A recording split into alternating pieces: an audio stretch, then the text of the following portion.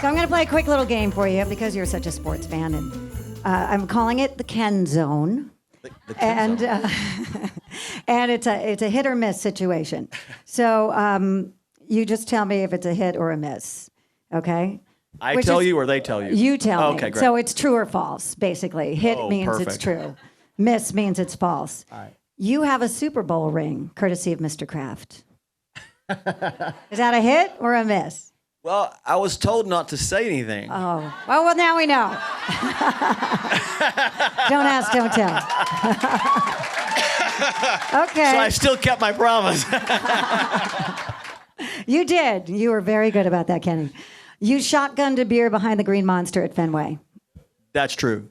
It is? I made that up. I totally made that up. Wow. Several. Wow, that's good to know.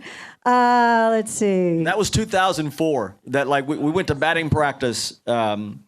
It's with Tim Wakefield and all those guys, Kevin Millar and Mike Timlin, all good friends guys. of mine. Yeah, the 2004 guys. Yeah. And the Fenway people got really upset because I was so narcissistic. I signed my name on the Green Monster, and so they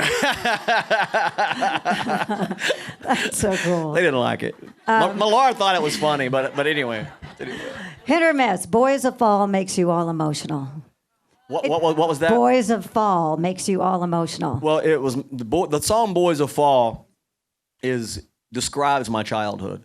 I grew up in an area where we leaned on our sports teams, especially our football team, as a community, and I see that every day here in New England. Yeah, I well up every time I hear it. So I mean, like generations, families, you grow up. The weekend is planned around the Tennessee football games where I grew up, and the weekends are planned here around. The Sox, Pats. Yeah, the Sox, Bruins, Pats, and the Bruins, you name Celtics. it. Yeah. Well, there you go. So, yes, Boys of Fall was a huge song for me personally just because of the way I grew up. And how about this? Hit or miss. You have a very strict diet, except for one day a week you can eat anything. Is that true? Yeah, on tour. But luckily now I'm off tour, so I can eat anything have whatever I want. you want. Go get some lobster. That's been kind of my regiment, for years. After Christmas, I grew up in the country, right? So I can't not go home for Thanksgiving and the holidays and not eat my grandmother's cooking, So I'm not on a diet then. But after the holidays and all of a sudden I can see that we go into rehearsals in February, like it's getting ready to come up, and we start the tour in April, and so I start my diet then. But yes, I'm on a really strict diet, and one day a week though I eat whatever I want. What That's might be on that list? because on Wednesday you go, if you're hungry on Wednesday, you go, okay, I just got I can make it to Sunday. Wow. And then Sunday That takes discipline. I'll eat a chocolate covered cheeseburger if I want. All right, here we got a couple more. You can do 300 push-ups in 10 minutes? For real? When I'm training. I can't right now. I have done that before. I don't know if I could do it now, but I might. But yeah. No, we're not going to make you do it. Okay, good. Whew, got off the hook on that one, Kenny. Do you have your own locker at Gillette? True? No, Jess, can we work on that? So, no, I do Okay. not. No. I did make that one. I was thinking maybe that was true, though. And Maybe I'll ask Bill if I can make that happen next year. one more.